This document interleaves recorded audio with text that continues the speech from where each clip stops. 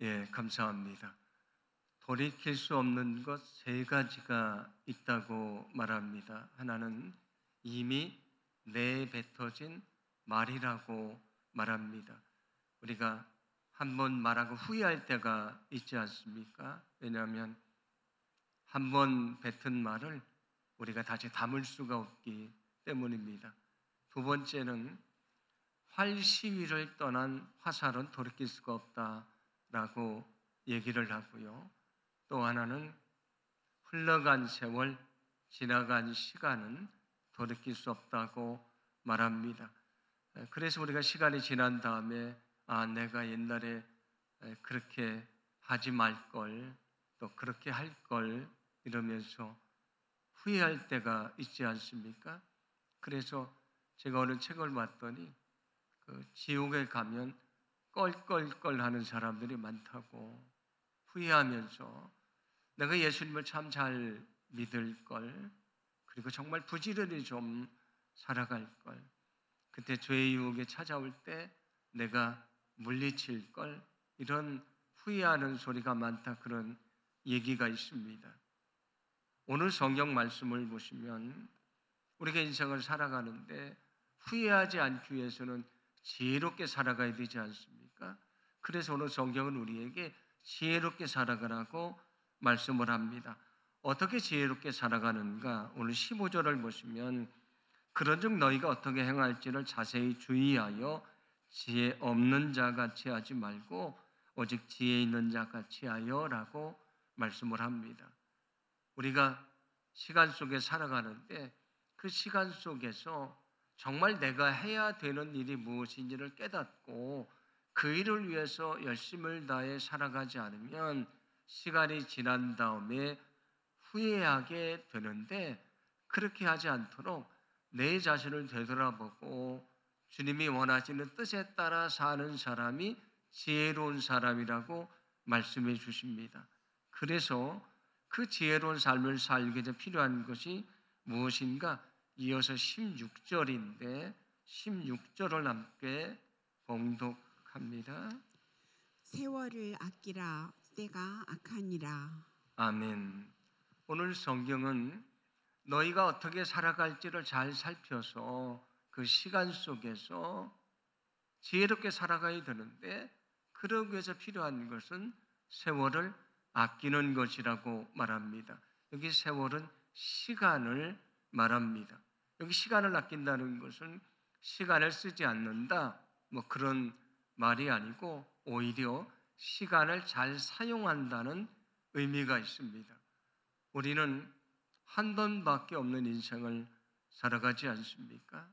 우리가 지나간 시간은 되돌릴 수가 없는 것입니다. 그런데 그 시간 속에서 주님의 뜻을 찾고 그 뜻에 따라서 잘 살지 않으면 시간이 지난 다음에 그 시간은 후회의 시간이 될 수밖에 없는 것이라고 말씀을 합니다. 그래서 오늘 말씀을 통해서 우리가 주어진 시간 속에 어떻게 지혜롭게 살 것인가를 생각하면서 은혜를 좀 나누어 보려고 합니다. 성경이 시작되는 창세기 1장 1절을 보시면 이런 말씀으로 시작합니다. 태초에 하나님이 천지를 창조하시니라 말씀을 합니다. 하나님은 영원 전부터 계셨고요, 세상이 만들어지기 전부터 계셨고 영원히 계신 분이십니다. 그런데 이 세상의 시간은 어떻게 시작이 됐습니까? 창세기 1장 1절 말씀처럼 하나님이 세상을 만드셔서 이 세상의 시간이 시작이 됐습니다. 그러니까 세상의 시작을 만드신 분은 하나님이시라고 성경은 말씀해 줍니다. 우리도 시간 속에 살아가지 않습니까? 그런데 우리가 어떻게 시간을 갖게 됐습니까? 하나님이 내게 생명을 주셔서 그 생명을 가지고 이 땅에 태어남부터 내게 시간이 시작이 됐습니다. 그러므로 내게 시간을 주신 분도 하나님이십니다. 하나님이 시간을 만드셨기 때문에 그 시간의 주인이 하나님이시고요, 내게 시간을 주신, 내게 선물로 주신 분도 하나님이시라는 사실을 여러분 잊지 않기를 간절히 소망합니다. 우리가 시간 속에 살아가는데 이 세상에서 시간은 영원한 것이 아니지 않습니까? 언젠가 주님이 나를 불러가시면 우리가 이 세상의 시간을 내려놓고 주님에게 가야 되지 않습니까? 물론 우리는 저 천국에서 하나님과 영원히 살 것이지만 이 세상의 시간은 하나님이 우리에게 주셨는데 어느 순간에 그 시간을 거두어 가시면 이 세상의 시간은 우리에게 없는 것이다, 그런 얘기입니다. 그러므로 하나님이 시간을 만드셨고 주인이시고 내게 시간을 주신 분도 하나님이시고 거둬 가신 분도 하나님이시라고 하면 우리가 주어진 이 시간을 어떻게 살아가야 되겠습니까? 내 욕심대로, 내 생각대로 아무렇지도 않게 살아가서는 안 되는 것입니다. 누가 정말 지혜로운 사람입니까? 하나님이 주신 시간이 하나님이 주신 것임을 알고요, 그것을 선하게 쓰는 사람이 지혜로운 사람인 것을 믿으시기를 바랍니다. 여러분, 하나님이 주신 시간을 선하게 사용하며 살아가기를 간절히 소망합니다. 우리에게 주어진 그 시간을 헛된 것 허비하며 살아서는 안 된다는 말씀이 됩니다. 우리는 하루 24시간이라는 시간을 하나님이 주셨습니다. 그 시간은 모든 사람에게 다 동일하지 않습니까? 어린아이라고 적게 주는 것도 아니고 나이가 많다고 많이 주신 것도 아닙니다. 부유하다고 많이 갖는 것도 아니고요, 그렇지 않다고 그 시간이 적게 주어지는 것도 아닙니다. 누구에게나 24시간이라는 하루의 시간이 주어지는데 그때 우리가 해야 되는 일들이 있지 않습니까? 꼭 해야 되는 일들은 뭐 잠을 자는 것, 밥을 먹는 것, 이런 거 꼭 해야 되고 세상에서 우리가 해야 되는 일들도 또 있지 않습니까? 그런데 우리는 그 시간을 그 세상의 일들만을 위해 사용해서는 안 되고 이 시간의 주인이 하나님이시고 내게 시간을 주셨기 때문에 우리는 이 시간을 거룩하고 선하게 사용해야 됩니다. 영적인 시간을 사용해야 된다, 그런 말씀입니다. 하루를 살아가면서 우리가 해야 될 영적인 시간이 있다는 것을 여러분 잊지 않기를 간절히 원합니다. 그러면 그 시간 속에 우리가 꼭 해야 되는 영적인 일들은 무엇인가? 제가 작년 목장 지도자 영성 훈련 때 수레바퀴 예화라는 것을 소개를 해 드렸습니다. 이 수레바퀴 예화는 내비게이터라는 그 대학생 선교회를 시작하신 도슨 트로트맨이라는 분이 계신데 그분이 어떻게 하면 우리가 그리스도 중심적으로 날마다 살아갈 것인가를 가르쳐주는 것인데 오늘 제가 칼럼에도 내용을 썼으니까 여러분이 잘 읽어보시면 감사하겠습니다. 제가 그 수레바퀴 예화 그 사진을 준비를 했는데 좀 보여주시면, 여기 수레바퀴가 있는데 그 수레바퀴 그 태가 있지 않습니까? 거기 보면 그리스도인의 순종하는 생활, 우리가 날마다 주님께 순종하는 삶을 살아가야 되는데 어떻게 살아갈 수 있는가? 그 수레바퀴의 가운데 축이 있습니다. 그 바퀴에 축이 있지 않습니까? 저 가운데 뭐라고 써 있냐면 그리스도라고 써 있습니다. 그러니까 매일매일 우리가 어떻게 순종하는 삶을 살 수 있는가? 그러기 위해서는 그리스도를 중심에 두고 그리스도 중심적인 삶을 살아가야 된다, 그런 얘기고요. 그것을 위해서 4개의 살로 날마다 우리가 해야 될 중요한 일을 이야기합니다. 첫 번째는 뭐냐면 말씀이라는 것입니다. 말씀은 어떤 것입니까? 영적인 양식이지 않습니까?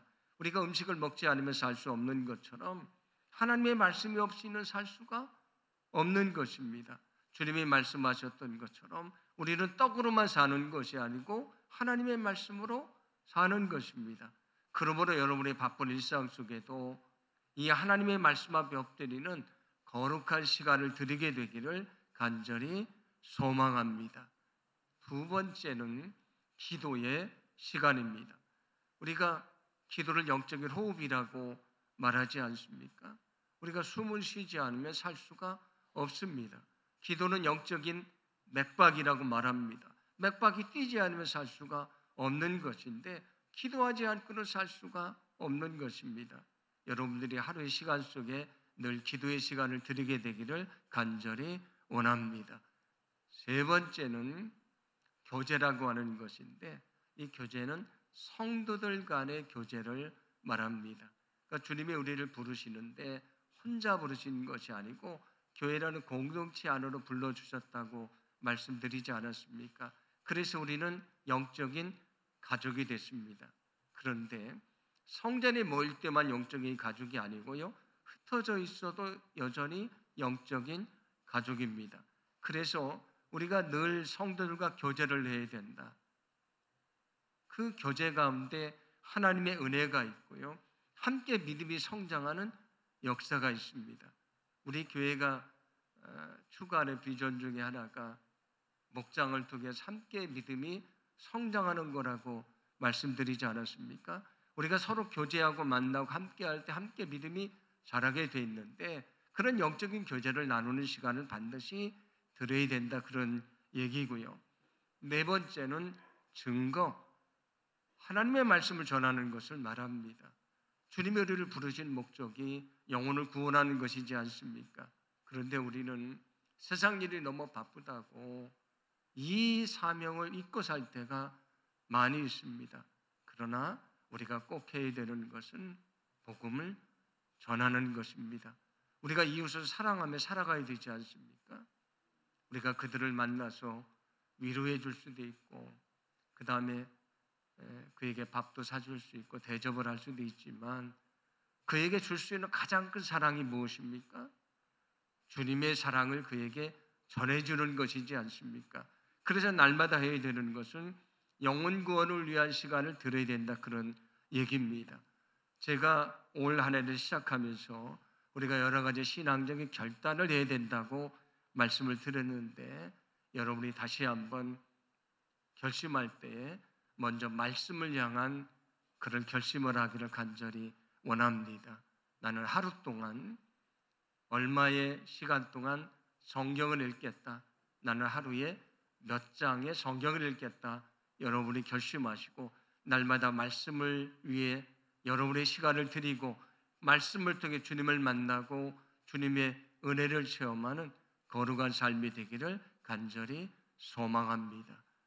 두 번째는 기도의 결심인데 내가 하루 동안 내가 몇 번 기도하겠다, 얼마 동안 기도하겠다, 어디서 기도하겠다, 여러분이 결심하시고 날마다 기도의 능력으로 살아가기를 간절히 원합니다. 세 번째는 교제라고 말씀드렸는데 모일 때만 영적인 가족이 아니고 흩어져서도 가족이라겠습니다. 우리 교회는 목장을 통해서 우리 성도들이 열심히 교제하려고 애를 쓰는데 여러분이 예배를 마치고 여러분의 삶의 현장으로 돌아가도 늘 영적인 가족이 된 성도들을 위해서 기도하시고요. 만약에 그가 예배나 목장 모임에 잘 나오지 않았다면 전화를 해서 그를 격려해주고 무슨 일이 있는지 알아봐 주기도 하고요. 늘 그들을 격려하고 기도해주며 믿음 안에 살아가기를 간절히 원합니다. 그럴 때에 우리의 믿음이 함께 자라는 축복이 있다, 그런 얘기입니다. 네 번째는 하나님의 말씀을 증거하는 것이라고 말씀드렸는데 우리가 사실 복음을 전할 시간이 없다고 말하지만 그렇지 않습니다. 우리는 하루를 살면서 많은 사람을 만나지 않습니까? 거기 예수님을 믿는 사람도 있지만 그렇지 않은 사람이 있는데 그 사람을 만나는 그 시간이 복음의 시간이고요. 내가 그 사람을 만나고 섬겨주는 시간이 그 복음의 시간이 되는 것입니다. 우리가 그 영혼을 섬겨주고 사랑해주고 말씀을 전할 때에 거기서 영혼 구원의 역사가 있다는 사실을 믿으시기를 바랍니다. 우리에게 시간을 주신 분은 하나님이십니다. 그래서 우리는 이 시간을 우리 자신만을 위해서 써서는 안 되는 것이고 영적인 일을 위해서 선하게 사용해야 되는데 여러분들의 하루의 시간 속에서 말씀의 시간, 기도의 시간, 교제의 시간, 그리고 증거의 시간을 들이시고 거기서 역사하시는 하나님의 능력을 날마다 체험하게 되기를 간절히 소망합니다. 그럴 때에 우리에게 주어진 하루가 거룩한 하루가 될 것이고요. 그 하루가 모여서 우리 일생이 거룩해지는 그런 귀한 축복이 있게 될 줄로 믿습니다. 오늘 성경 16절에 세월을 아끼라고 할 때 세월은 시간이라고 말씀을 드렸는데 히라보의 시간은 두 가지 단어가 있습니다. 하나는 크로노스라고 하는 단어인데 이거는 그냥 흘러가는 일반적인 시간을 말합니다. 또 어떤 단어가 있냐면 카이로스라고 하는 단어가 있는데 이것은 어떤 시간이냐면 크로노스에 흘러가는 시간 속에 하나님이 결정적으로 개입하시는 시간을 말합니다. 그걸 다른 말로 말하면 하나님이 주시는 기회를 말합니다. 그래서 오늘 성경에서 시간을 아끼라고 하는 것은 흘러가는 시간을 헛되이 보내지 말라라는 뜻이 있고요. 또 하나 중요한 것은 뭐냐면 그 시간 속에 하나님이 내 인생 가운데 결정적으로 개입하시는 시간이 있다. 하나님이 내게 주시는 놀라운 은혜의 기회, 축복의 기회가 있는데 그 기회를 놓치지 말라. 그때 주님의 부르심을 외면하지 말라는 의미가 있습니다. 그러므로 시간을 선하게 사용하는 사람은 어떤 사람입니까? 하나님이 주신 그 기회를 놓치지 않는 사람입니다. 하나님이 주신 기회에 믿음으로 응답하는 사람입니다. 여러분, 하나님이 주신 기회에 믿음으로 응답하며 살아가기를 간절히 원합니다. 그러면 우리에게 어떤 기회를 주시는가? 고린도후서 6장 2절인데 함께 봉독합니다. 이르시되 내가 은혜 받을 때 너에게 듣고 구원의 날에 너를 도왔다 하셨으니 보라 지금은 은혜 받을 만한 때요 보라 지금은 구원의 날이로다. 아멘. 먼저 하나님이 우리에게 주시는 시간은 은혜의 시간입니다. 우리를 은혜의 자리로 부르시는 하나님의 부르심이 있는데 너희는 그 기회, 그 은혜의 자리를 외면하지 말라 그런 얘기입니다. 만약에 우리가 거기에 응답하지 않으면 하나님이 준비해 놓으신 은혜, 그 구원의 역사를 체험할 수 없다 그런 얘기가 됩니다. 제가 고등학교 1학년 때 친구를 따라서 처음 교회를 갔다고 말씀을 드렸는데 그날 제 마음이 많이 힘들었는데 제 친구가 와서 어깨에 손을 얹으면서 오늘 저녁 너 나와 함께 교회 가지 않을래? 라는 말을 듣고 제가 그 말에 따라서 발걸음을 옮겼는데 그게 저의 인생을 바꿔놓는다는 것을 그때는 전혀 생각하지를 못했습니다. 물론 그 전에도 저를 교회로 데려가려고 하는 사람들이 많이 있었는데 제가 다 무시를 했습니다. 그런데 그날 그 친구의 목소리는 제게 특별하게 들려왔습니다. 그래서 제가 그 친구를 따라 발걸음을 옮기게 됐는데 시간이 지나서 깨닫게 됐습니다.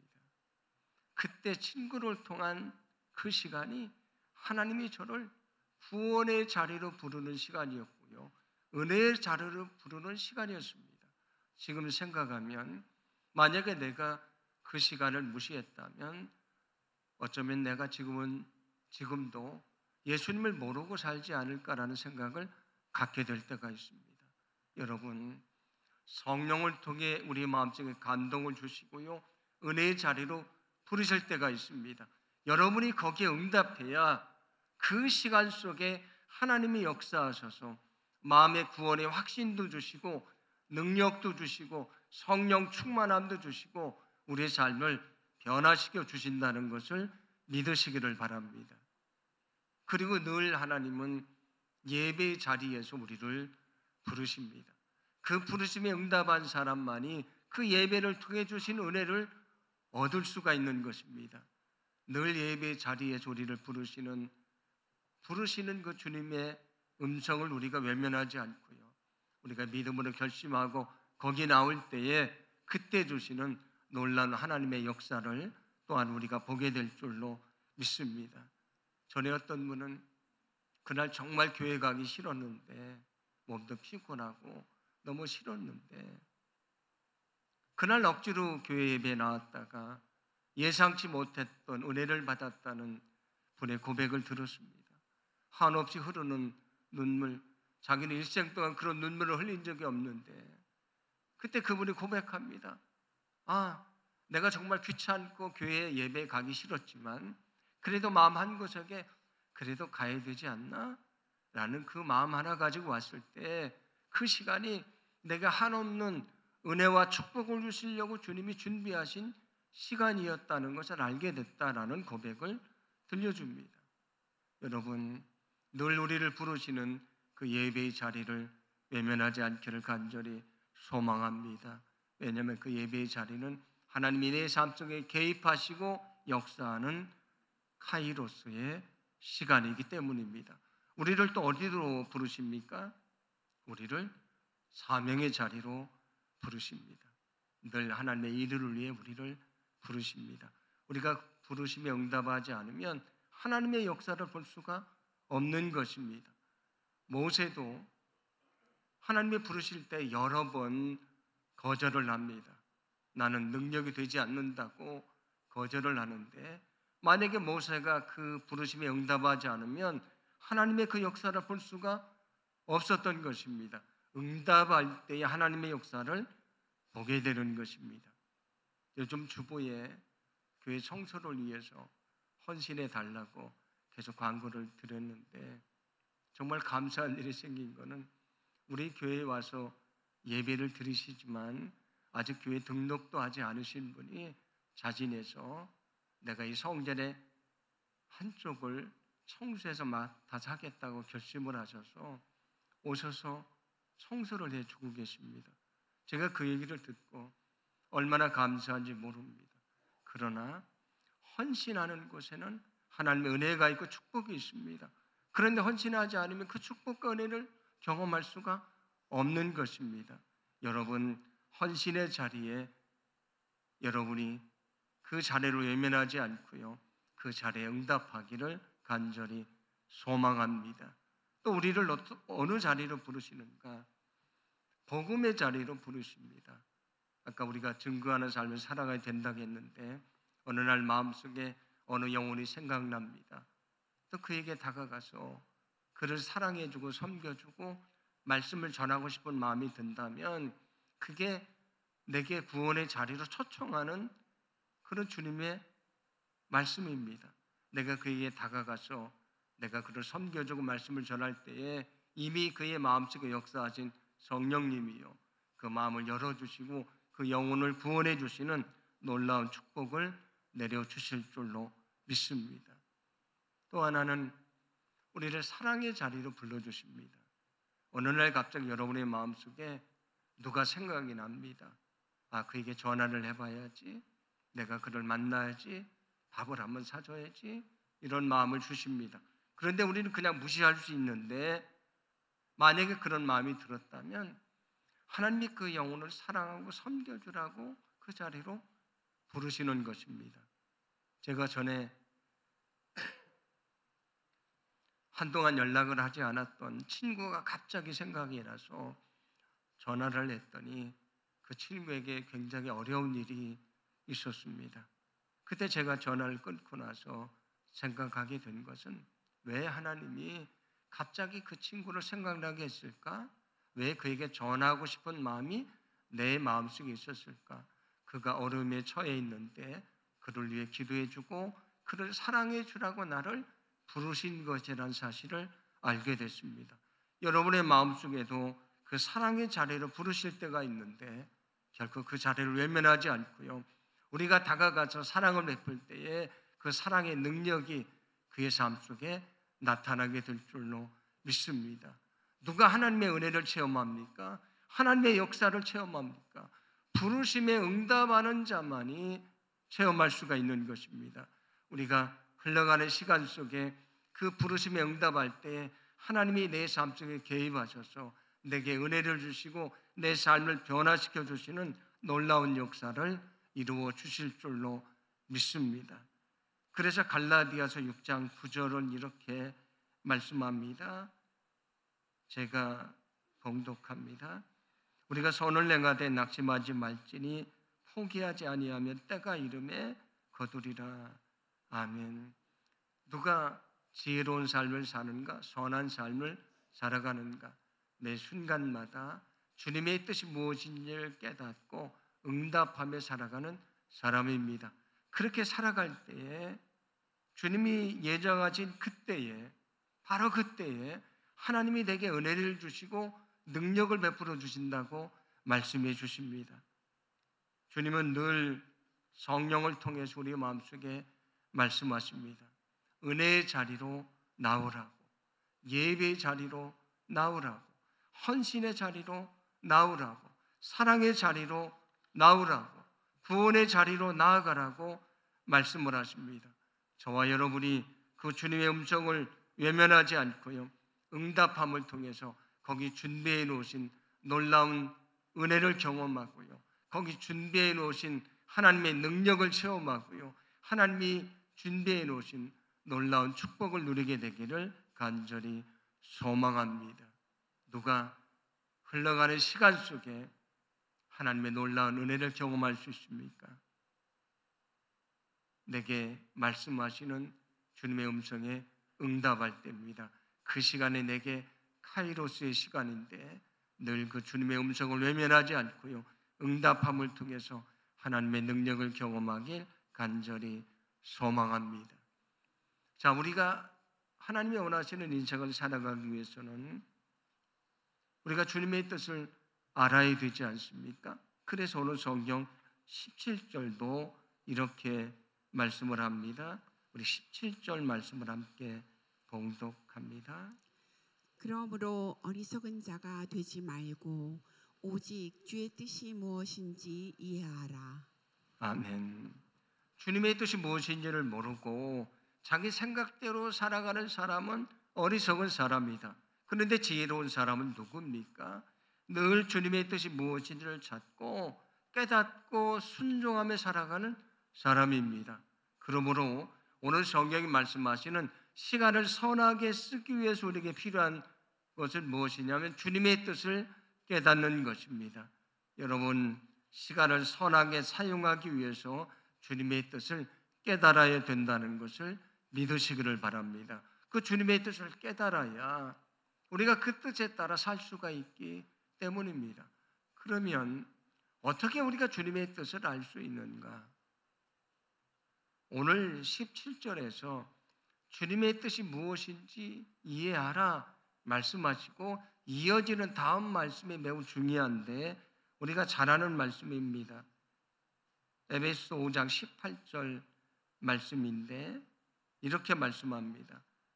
술 취하지 말라. 이는 방탕한 것이니 오직 성령으로 충만함을 받으라. 아멘. 주님의 뜻을 깨달아야 된다고 말씀하시고 이어서 뭐라고 말씀하시냐면 너희는 성령 충만함을 받아야 된다. 우리가 어떻게 주님의 뜻을 알 수 있다는 말씀입니까? 성령 충만해야 알 수가 있는 것이다. 성령 충만하지 않으면 주님의 뜻을 모릅니다. 주님의 뜻을 모르니까 우리 생각대로 살아가고요, 우리 생각대로 살면서도 그게 주님의 뜻대로 살지 않고 우리 생각대로 사는 것을 모르고 살아가는 것입니다. 성령이 우리에게 주님의 뜻을 가르쳐 주십니다. 예수님이 말씀하셨습니다. 요한복음 14장 26절인데 함께 봉독합니다. 보혜사 곧 아버지께서 내 이름으로 보내실 성령 그가 너희에게 모든 것을 가르치고 내가 너희에게 말한 모든 것을 생각나게 하리라. 아멘. 우리에게 주님의 뜻을 가르쳐 주시고 살아가는 일상 속에서 그 주님의 뜻을 생각나고 결단하게 하시는 분이 누구신가? 내 안에 계시는 성령이라고 말씀을 합니다. 그래서 우리가 성령 충만할 때에 성령을 통해 들려주시는 주님의 뜻을 깨닫고 그 음성을 들을 수가 있는 것입니다. 그런데 성령 충만하지 않으면 그 음성을 듣지 못하고요, 성령 충만하지 않으면 음성을 듣고도 무시하며 살아간다, 그런 얘기입니다. 그러면 어떻게 성령 충만할 수 있는가? 아까 우리가 그리스도 중심적으로 살아야 된다고 말씀드렸는데, 우리가 날마다 해야 되는 것들, 말씀 앞에 엎드리고 믿음으로 기도하고, 그리고 사랑의 교제를 나누고, 우리가 주님의 말씀을 증거하는 일을 했을 때에 그가 성령 충만한 사람이 될 수가 있습니다. 웨슬리가 모라비안의 한 지도자에게 이런 얘기를 했습니다. 내가 전도를 하고 싶은데 용기가 없습니다 라고 얘기를 하니까 그 모라비안 지도자가 뭐라고 말하냐면, 전도를 하십시오. 그러면 믿음도 생기고 용기도 생긴다, 그렇게 얘기를 했습니다. 그래서 그가 내가 믿음이 생길 때까지, 용기가 생길 때까지 기다리려고 했다가 그는 나가서 하나님의 말씀을 전하기 시작을 합니다. 우리가 주님의 말씀을 열심히 전할 때에 내게 믿음이 생기고요, 내가 성령 충만함을 잊게 된다는 것을 여러분 잊지 않기를 간절히 소망합니다. 날마다 말씀과 기도와 사랑과 말씀을 증언하며 살아갈 때에 우리가 성령 충만할 수 있고요, 그래야만 내 마음속에서 날마다 두드리시고 말씀하시는 주님의 음성을 듣고요, 그 뜻에 따라서 우리는 시간을 허비하지 않고 그 부르심에 응답하며 살 수 있다는 것입니다. 여러분, 늘 성령 충만함으로 주님의 뜻을 깨닫고요, 우리 시간 속에서 그 부르심에 응답하고 믿음 안에 살아가기를 간절히 소망합니다. 욥이라고 하는 사람이 인생의 어려움을 겪게 됩니다. 그래서 그가 인생에 대해 생각해 보는데, 그는 자기의 인생에 대해 이렇게 얘기합니다. 욥기 9장 25절과 26절인데 함께 봉독합니다.